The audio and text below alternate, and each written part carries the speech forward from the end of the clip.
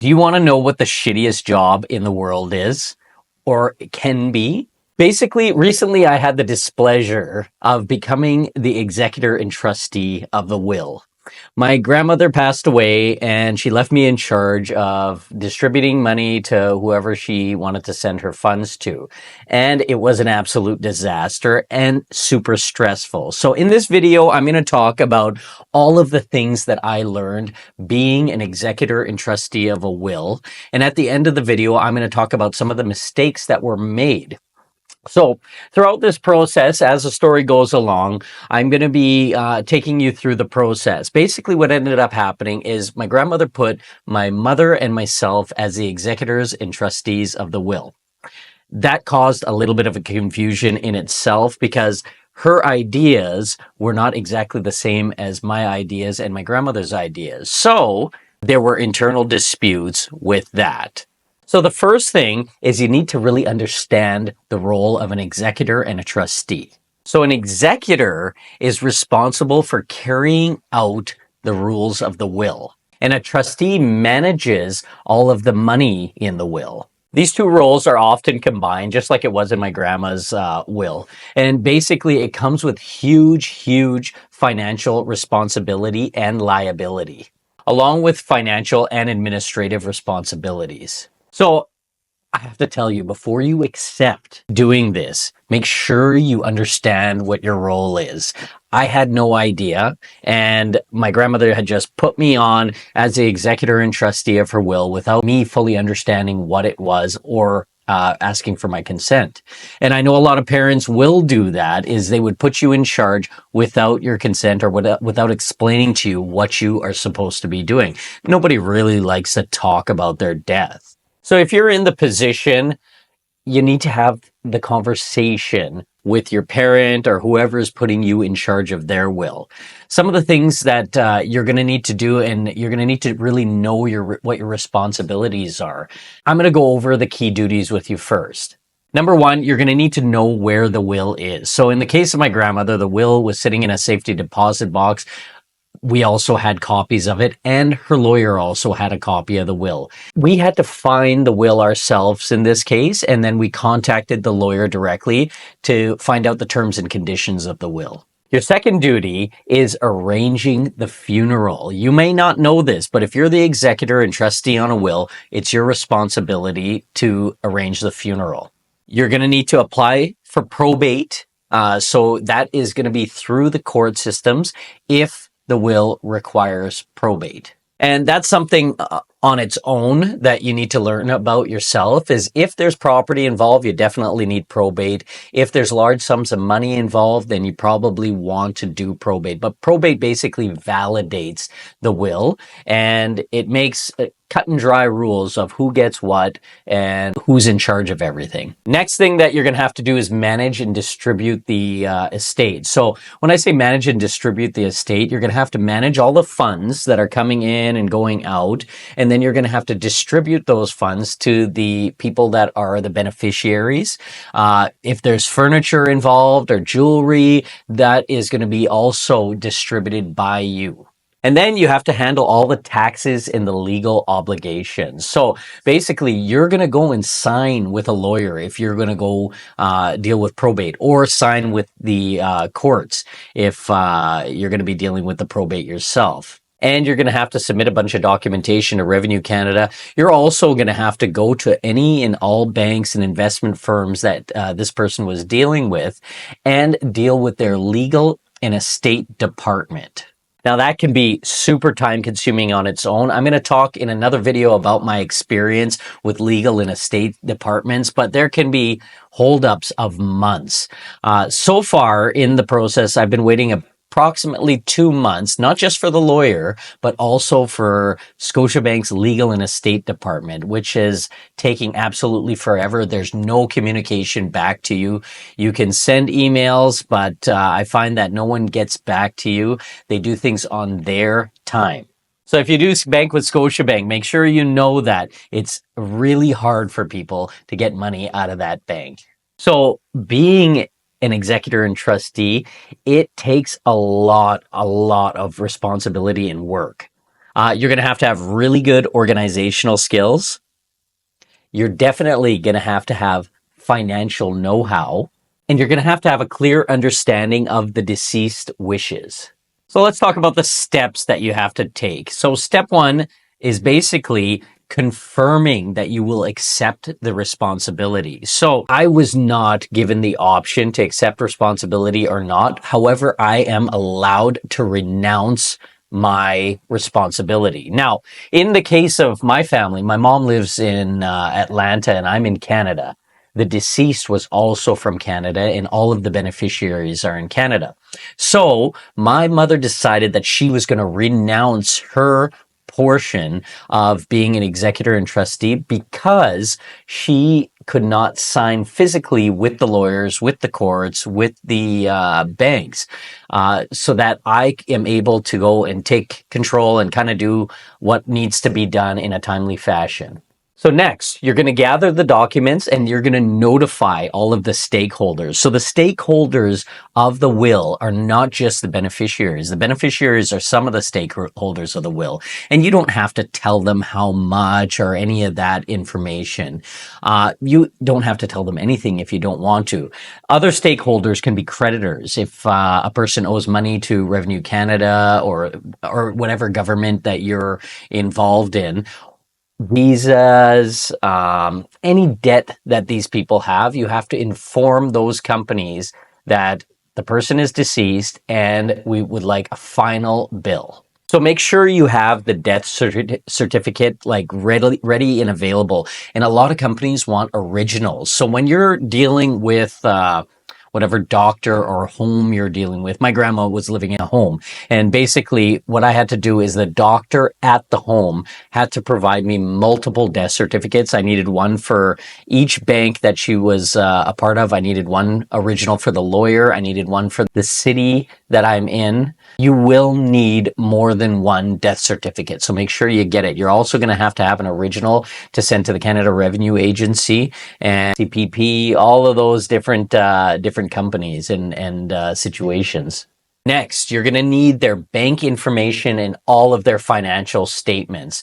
So look through the bills. It's great to have a discussion with the person prior to them being deceased of where they have different monies. In the situation of my grandmother's, we found accounts that she didn't even talk about, safety deposits that she never told us, safety deposit boxes that she never told us about that we found out other family members had access to. So make sure you know where all the money is because it's your responsibility to compile it all and give it to the lawyers so that they can work with those funds. And you're going to have to know any outstanding bills or debts that the person has so that you can make sure that you pay them out. So one thing I really want to recommend here is notifying the beneficiaries. This is one area that is going to make things a little bit easier for you. So you notify them, you let them know that there is something coming to them, but you should give them a timeline that is realistic. So definitely talk to your lawyer and talk to the banks about the timeline. And, I would add on a couple of weeks to that timeline, to be honest with you, because banks are slow. They promised me one thing and now they're just taking so much longer than what I was promised. So you need to create like a level of expectation with the beneficiaries so that they don't feel like you're trying to hide something. You need to notify the banks. You need to notify the insurance companies. You need to notify Service Canada, CPP, Old Age Pension. All of these different companies need to be notified and provided a death certificate to show that that person is deceased, and that is your responsibility. Next, you're going to apply for probate. So probate isn't required in a lot of situations. If there is a clear will, then probate is not necessarily required. However, if there's any disputes, probate will take care of that. So in the case of my family, I'm going to talk a little bit about that. There were some disputes and people expecting and demanding money. So what ended up happening is I put the estate through the probate process. Now, this is going to cause major delays in people getting their money. So all those people that thought that they were going to get their money really fast by demanding it actually made it go a lot longer because of the probate process. But essentially what probate is, it is an application to the courts to validate the will. So the courts are going to say that the will is correct, and yes, you are the executor of the will and you're in charge of doing everything and administrating all the funds. So the process involves submitting the will, submitting the death certificate to the court, paying any fees, or doing this through a lawyer is the other option. That's what I ended up doing. Apparently, the paperwork is very, very long. And if you make a mistake on the paperwork, you have to keep on resubmitting it. So the lawyer that I'm dealing with told me about situations where people had submitted their application 10 times and still didn't get the probate approved. So rather than doing that, I dealt directly with a lawyer. So you're probably going to ask me, how much did probate cost? And it was expensive, and it comes out of the estate. So if you are one of the beneficiaries on the estate, it's coming out of your pocket essentially, especially if you're the beneficiary that receives the leftover funds after everyone else is paid. So in this case, it costed $5,500 at the bare minimum. It may end up costing up to $6,000 to go through the probate process. And that's cheap. That's cheap. I shopped around for this. So if you can avoid probate, avoid it. If there are disputes or if there's, real estate involved or large sums of money, anything like that, you definitely probably want to do the probate process so that nobody can question you. And that's one thing that I like is no one questioning me ever. Next step is administering the estate. So first, you're going to have to pay out any debts and taxes. So you're going to do a final tax return for the deceased, and you'll get the bill from Revenue Canada, and you're going to pay out their final taxes. And then you're going to look at any debts they have and pay out any debt that they have, credit card bills, whatever. Next, you're going to distribute the assets according to the will. So if the deceased said, I'm going to give my granddaughter a house, 1234 26th Street, then you will sign the property over to that person. If there are any funds that need to be released, then you can either have your lawyer cut the check from their trust account to the people that are the beneficiaries, or you can write a check yourself. So if you're not going through the probate process, you can write the check yourself. If you're going through the probate process, then I recommend that you have the lawyer administer the funds from their trust account to the beneficiaries. That way, no one will question you. And if there are disputes, they can bring it up with the lawyer. You're not involved in that. Or they can apply for the courts, to the courts to dispute whatever situation that they want to dispute. More money usually is what it is. So in this situation, it could be a lot of paperwork. I mean, you may have to sell property if sums of money are not available that you need to pay out. You may need to transfer ownership of property, and you'll need to manage the investment. So one of the things I ended up having to do is my grandma had some GIC, some mutual funds, that type of thing. And I had to get those liquidated.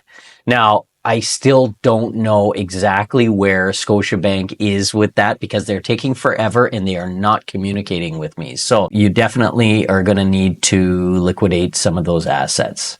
And make sure you keep detailed records of everything because that way no one could question you ever.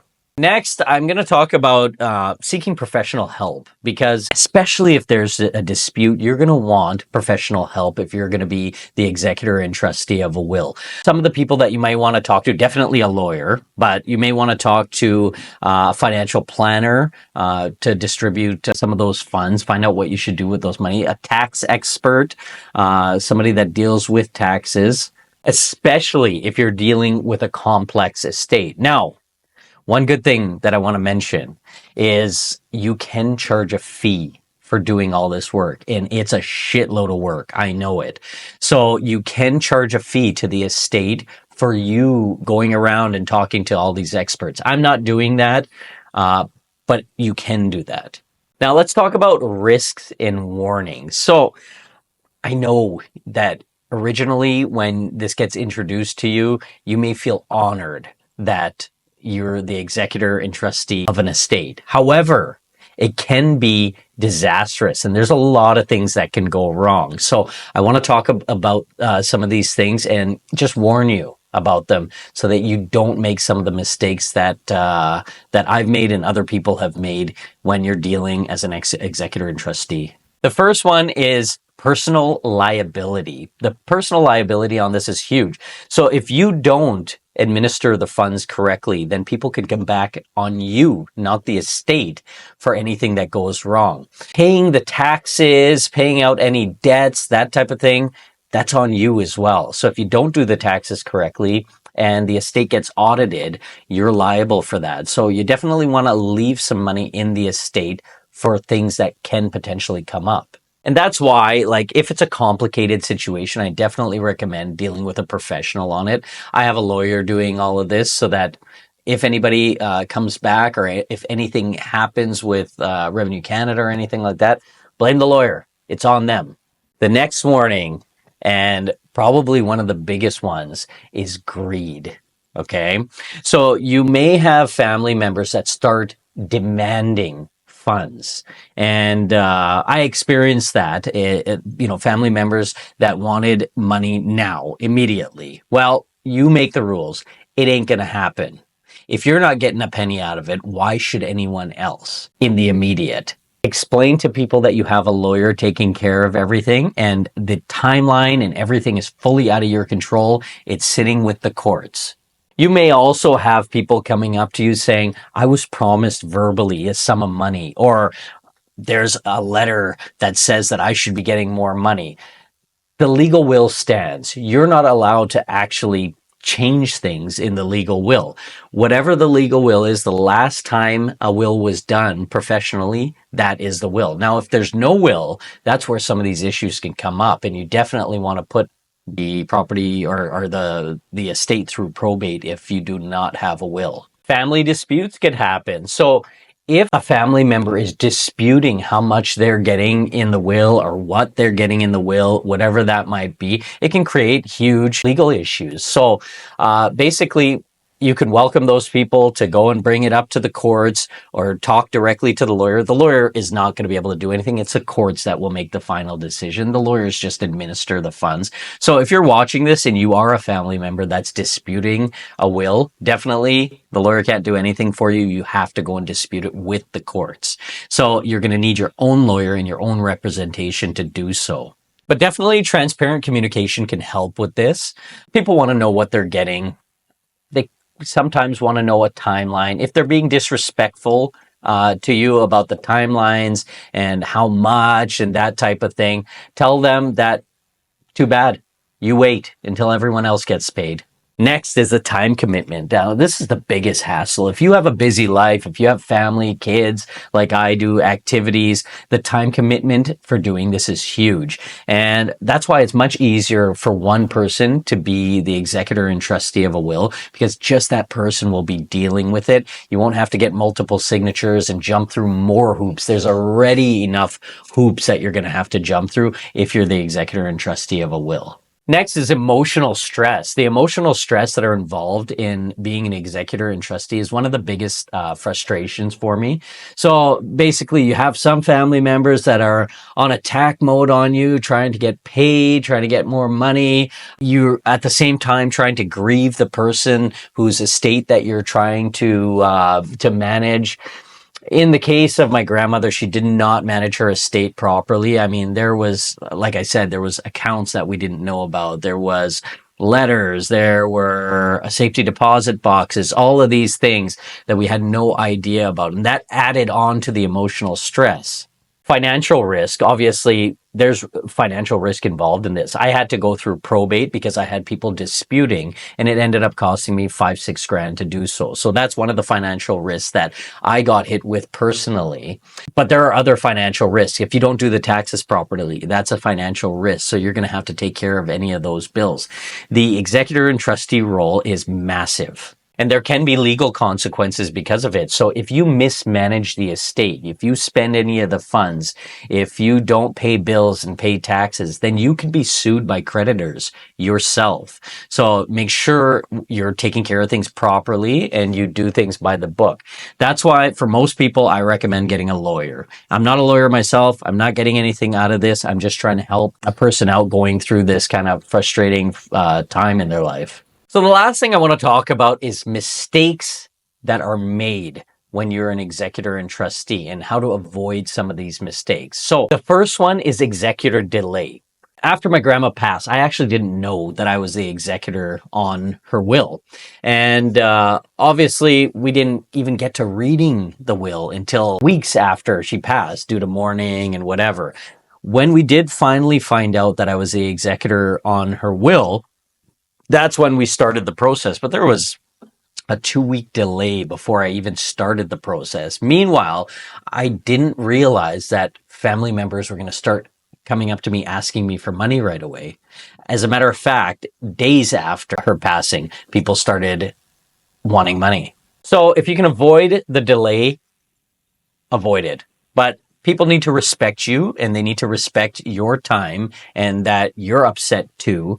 And definitely if you need to take the delay, then you take the delay. If anybody's asking you anything, then you can just refer them to the lawyer if you have a lawyer. The next is paying estate funds out too early. So some people may try to bypass the probate process and try to save the money and go directly to the bank and start paying out funds. Well, if you pay out the funds now, how are you going to pay out Revenue Canada? How are you going to pay out the creditors? How are you going to pay out the mortgage payments and all of these other things that potentially could come up? So you don't want to pay out funds early. You need to get all your ducks in a row because you are financially liable for all the bills. Next is not following the terms of the will. So if you are a scammy person and are going to start changing things in a dead person's will, then that could turn out really bad for you. So if you try to do that, the courts can charge you. So you definitely want to follow the terms of the will. Now, there are scenarios where the terms of the will can change. So as an example, the terms of the will for a beneficiary can change if they are paid out early their portion of the will. So I have a buddy of mine, and basically his grandpa gave him an early inheritance, gave him $250,000 to go and buy his house. That was an early inheritance. It was documented that he received this money. So at the end of the day, when his grandfather passes, the $250,000 that he was supposed to get that was written in the will has already been given. But make sure that these things are documented. There are bank statements for it. So those are scenarios where parts of a will can change and parts of what a beneficiary can get can change. But as a responsible executor and trustee, you have to make sure you explain these things correctly. I would put them in writing so that a person understands, okay, you're getting paid out your $250K towards your house, as I'm just using that as an example. Then you will not be getting anything at the end when somebody passes. Failing to supply all asset information. So failing to supply gold, if it's gold or jewelry or whatever that might be, furniture, failing to supply these things is a big mistake that some people might make. Also telling people if they're inheriting a house that they're not inheriting the house, or not selling it, or not transferring the name. I mean, these are all things that are major mistakes that you can make if you're an executor. One of the big problems and one of the big issues that we made is failing to communicate properly with the beneficiaries. I know we think in our minds it's nobody's business until it's time for payouts. But sometimes the beneficiaries do want to be communicated to, like, this is what's happening. I think that that's really important. It's not legally required, but I think it'll make your life easier if you do talk to the beneficiaries about what they're receiving, how much, approximate timelines, that type of thing. Not collecting estate funds in the estate account. So what I've done is we've got the lawyer, and basically we've spoken to all of the banks in the background, their estate departments, all of the funds from all of the banks and all of the investment companies and insurance companies and sources are all going to be sent to the lawyer into their trust account. And that's the way the funds are going to be administered. If I didn't do that, then I could just go and write a check to somebody from a bank, but then that would be outside of the estate funds and that would screw things up for me. So doing that can be a disaster. You don't want to mess with that at all. I think everything should just go through the probate lawyer. Getting help and advice from friends or family. Don't listen to people. You need to pay attention here when I'm talking about this, because if you're going and getting advice from friends and family and that type of thing, they may all be giving you wrong information. You want to make sure you do this correctly so that you do not become financially or legally liable for anything. And half of the things and advice like people have even given me has been baloney. I mean, people have told me, you don't need to do this and you don't need to do that. You just can go and get the money right now and so on and so forth. But it's not true. Talk to a lawyer, get professional advice first. Ignoring claims, self-dealing, and handling assets your own way, like however you want, you can't do that. Don't do it. It will cause some issues for you. I hope this video is going to help you, and I hope I hope what you're getting out of it is if there's anything valuable in the estate, it should go through the probate process. You should deal with a lawyer. If there's any disputes from family members, that type of thing, like I've had to deal with myself, then definitely you're going to want to put everything through a lawyer. That way, no one can question you. I'm a person that I don't like it if a person questions me or anything I do. And to mitigate that in this situation, I put everything through a lawyer. Now no one can say anything. And things will be administered exactly how the deceased wanted it. Thanks for watching the video. Don't forget to like and subscribe to the channel. Thanks.